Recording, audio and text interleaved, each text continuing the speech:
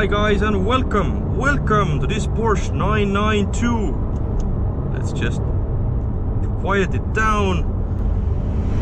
And that was launch control, and it did it in 3.26 seconds according to my Dragy. You would not believe how fast this car really is. I mean, it is quoted 3.5 to 100 kilometers an hour. It does it so much faster. In this video I will try to tell you something new about the 992 Porsche that you did not know before.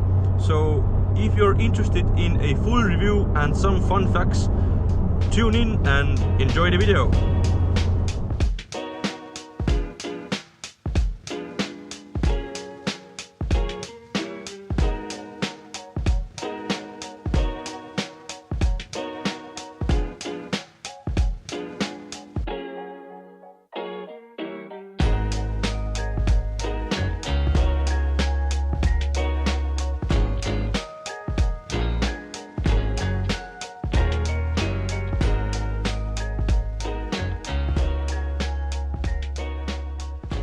So here it is, 992 Carrera S in Miami blue.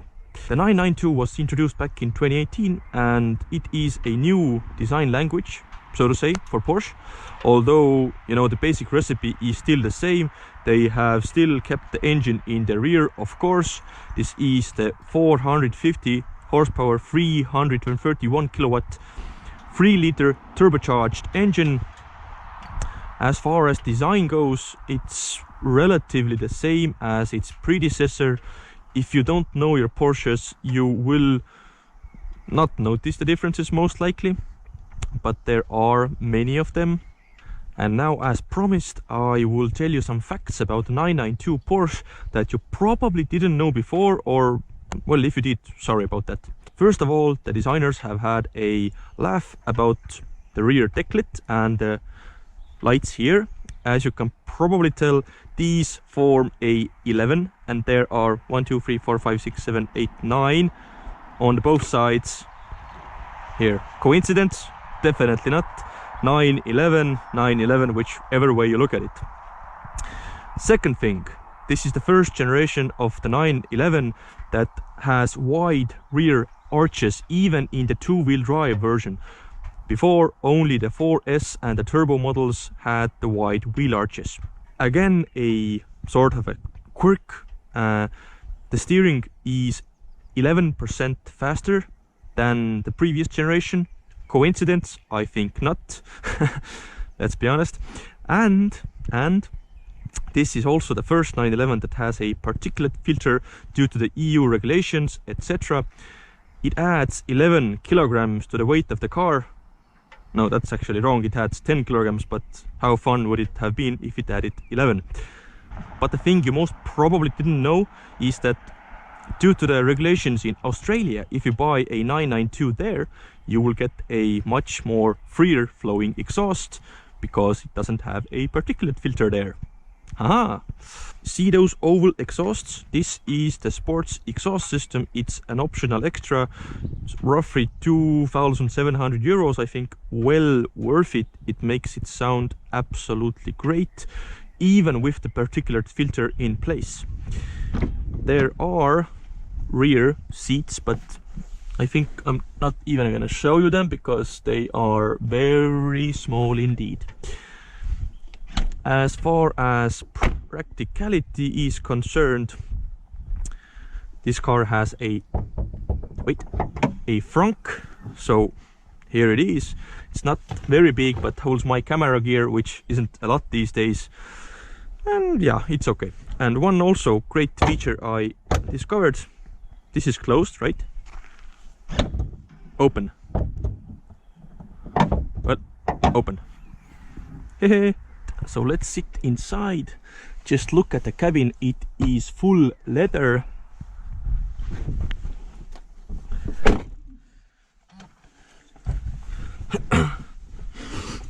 If anything, this car is maybe too dark on the interior.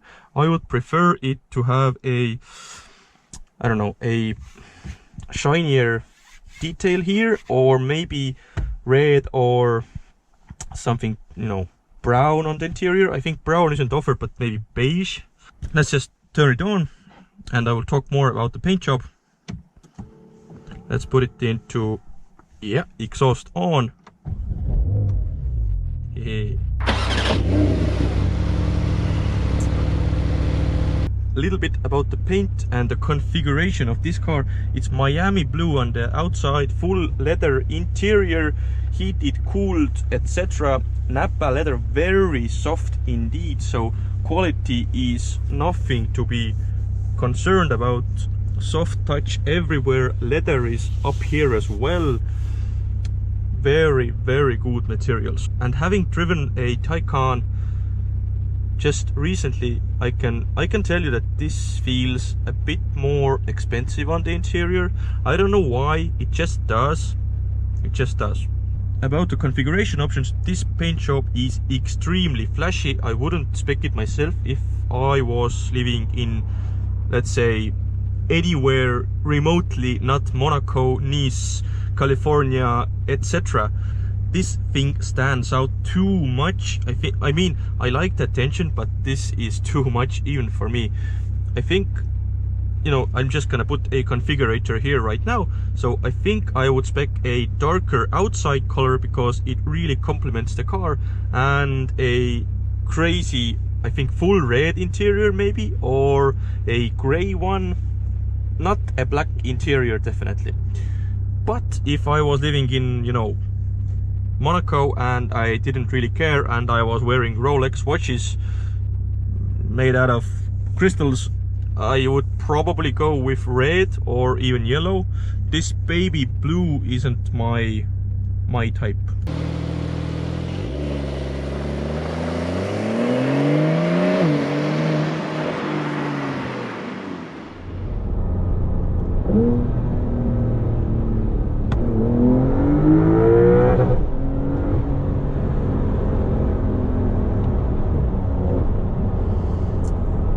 So what's this car like to drive? This is what you want to know. This is what you care about, and it is amazing. It really is amazing. Let's quiet the exhaust down, but I'm in Sport Plus right now. The handling feels so tight. Yeah, throttle response is amazing. Just listen to the soundtrack, the engine, this exhaust makes. You're gonna ask yourself, what particulate filter? How is it possible that this car is quiet? It's not quiet at all.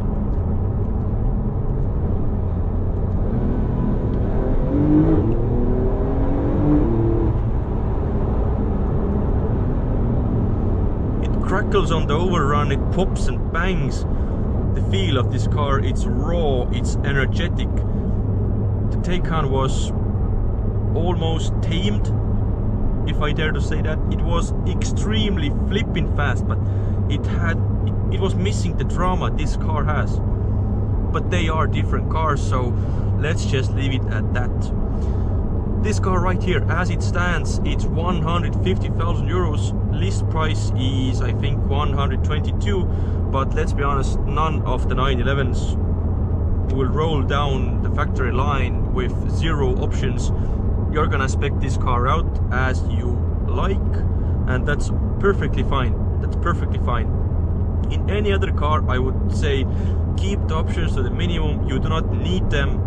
Well, was that safe, really? In this car, I would say go crazy, because the values, you know, it holds its price, its value really well. And if you buy your dream car, and let's be honest, for most people this will be a dream car, just take what you want, really. For me, I would choose all the safety kit, you know, adaptive cruise control, blind spot monitoring, because you need this in a car these days, you really do. Sport chrono is a must, because that gives you launch control and sport response, which I will show you here. Just push this button right here.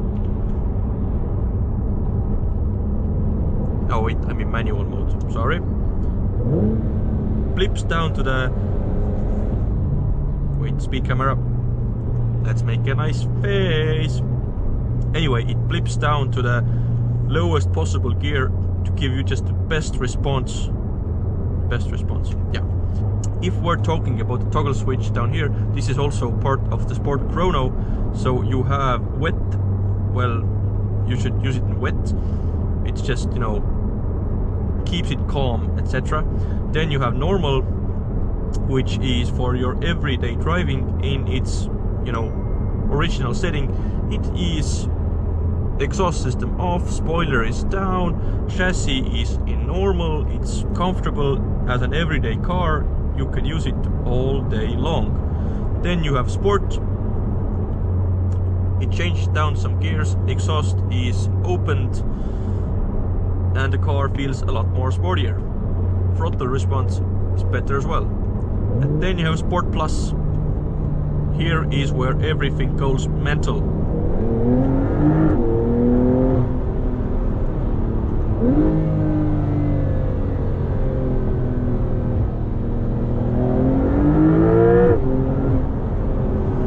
Very fast, the speeds read, you know, not very legal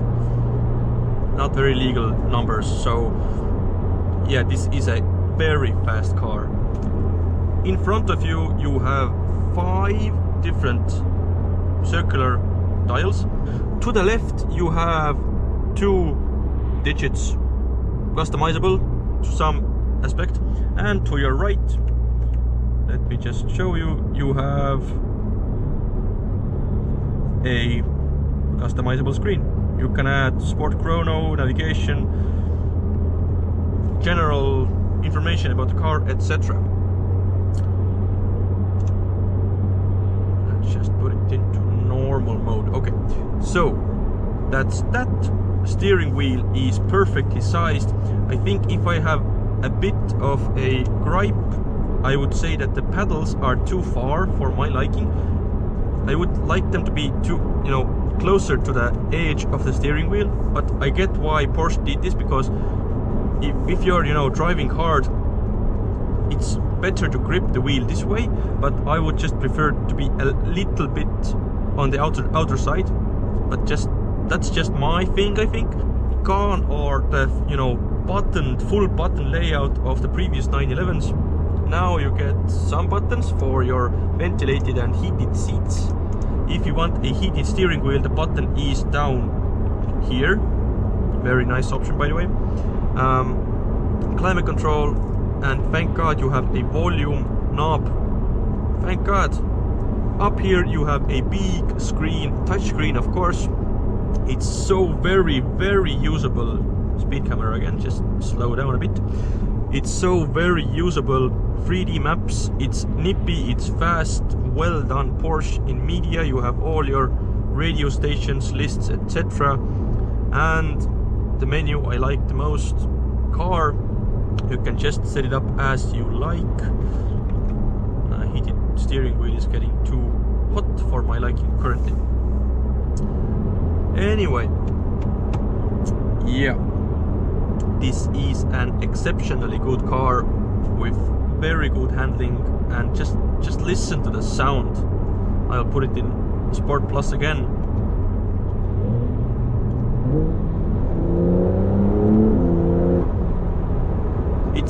It's throaty. It doesn't feel turbocharged, if I can say that. It feels like it's naturally aspirated, and the power delivery is actually quite the same. You don't notice the turbo lag at all. You get most of the power high up in RPM range, and the gears are just so fast. It's just such a pleasant thing to drive. Now there is a cheaper version of the Carrera, not the S version. It's a little bit down on the power, but I think the S is always the one to buy if you're picking between those two. Now the turbo has also been announced, and it is absolutely bonkers. I haven't driven it. I think very little people have right now, but I think that car will be absolutely bonkers to drive. 2.7 to 60 or 100 kilometers an hour. It's just something different. This was supercar territory just a couple of years back. And even in this car, 3.26 to 60 or 100 kilometers an hour. How fast is that? How fast is that? I mean, the 488 Ferrari did like, I think it was a 2.8 to 60. Where is the limit of the back tires? Where are we gonna see, you know, this is the limit, these cars can't do much more in just two-wheel drive configurations? Yes, all-wheel drive will be faster, of course, off the line, but the grip this car has is just amazing. I really think you do not need anything faster than this. And if you say this is a slow car, well, just go drive it then. Tell me otherwise, please. And I think that's that for my review of this car. Thank you, Porsche Estonia, for borrowing me this car. I hope I can drive some more of your beautiful cars. And yeah, see you again, guys. Bye bye.